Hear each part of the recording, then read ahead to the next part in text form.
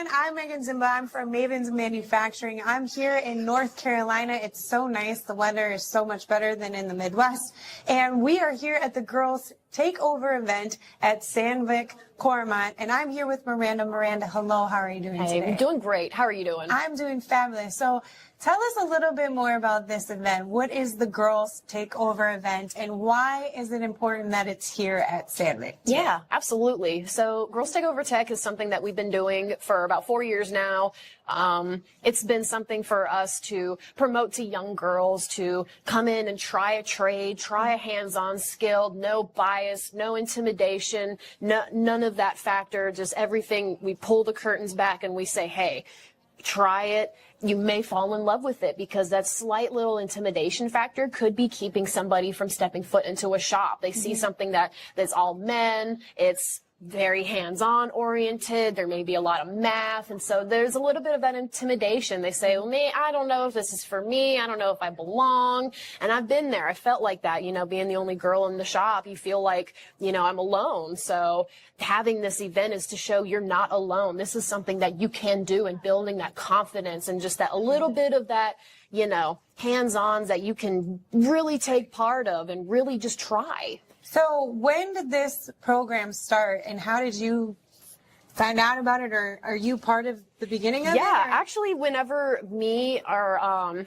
one of the foundation people was coming up with something for us to do to promote trades and to promote girls in the trades, so she came and she asked me, I want to do she approached me and she said, I want to do a study group. I want to bring in some of my daughter's classmates and we want to see where their interests are. See, would you like to see a welding demo? Would you like to see an automotive demo? Would you like to try some machining? That kind of thing. And so when we brought this group of 10, 12-year-olds, they're about 12 to 13. So it was that perfect age where they're starting to get that interest in their heads and they're starting to figure out what they want to do with their lives and what it is that they want to do as a hobby.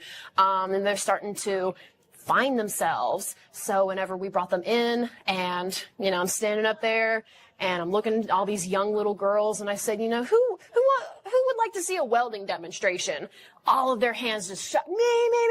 So that was like, okay, this will work. We can do this. So we started there. It was like 2019 or 2020 when we really got started with this, and a lot of partners with our local industry who hire some of our ladies, who hire, women who are in welding and engineering, the CAD, the, manufacturing aspect of that. They're hiring our students. So we want to promote the programs. We want to promote the industry that hires them. We want to promote the programs that taught our young ladies. And we want to show, this is what you can do. This is what the classes are going to look like. Here's a welding demo. Here's how to change a tire. Here's how to check your oil. Here's how to run a CAD, run a sequence, how to, key in something for a lathe or anything like that. So let's take a step back to when you were in high school.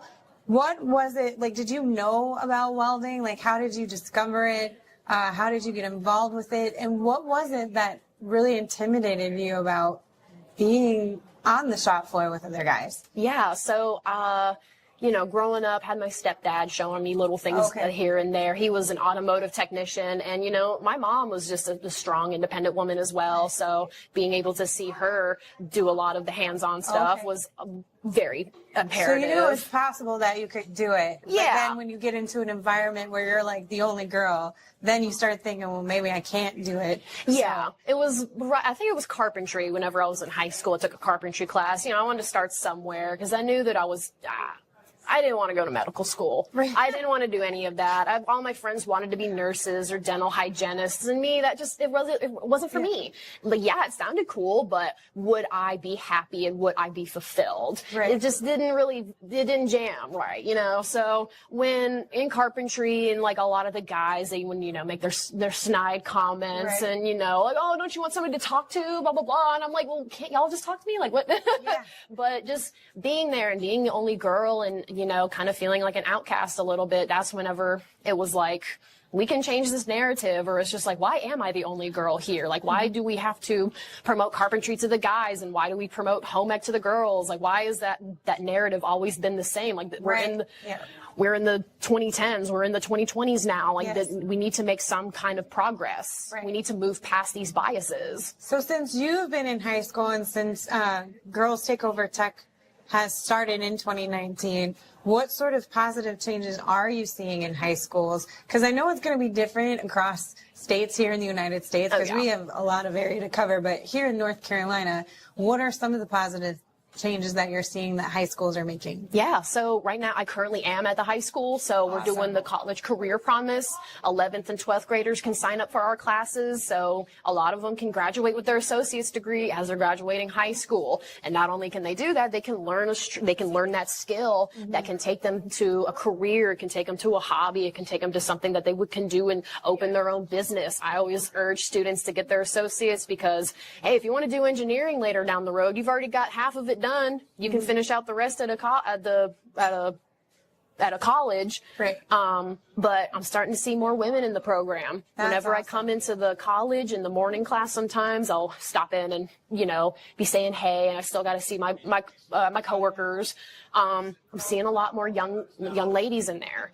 So I see that, having my students come back and wanting to help promote the program and wanting to volunteer and asking me for reference letters and wanting, my help and trying to get jobs. And it's just that is what really makes me know, okay, we're doing something. Yeah. Something has worked. Well, you even have a student here who brought her business portfolio with her, which I thought was awesome, because I wouldn't have thought to do that at her age. And she's very ambitious and business-like at the age of 20. And here I am at 40 still struggling to be business-like. So that's really refreshing to see.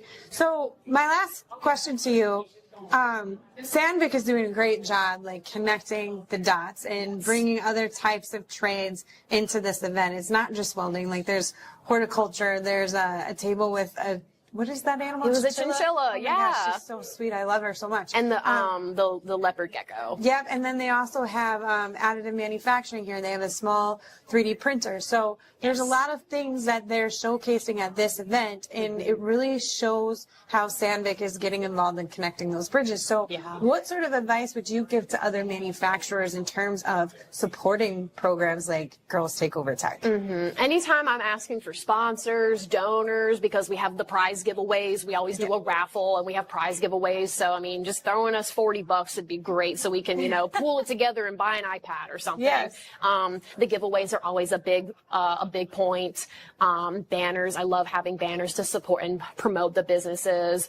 And just hiring women. Yes. Please just hire the women, Absolutely. It's that you can't say that you're an advocate whenever you are not hiring any of the ladies and saying, oh yes, we support the women in trades. You gotta show it too.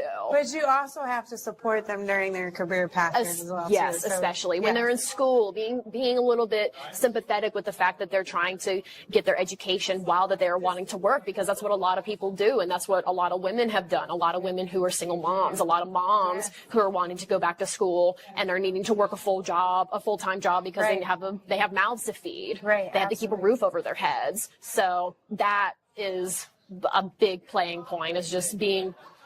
We're seeing I see a lot more of childcare in the high schools. So if maybe businesses, I know this may be a long shot. We may not see this for a while, but businesses offering childcare. Yeah.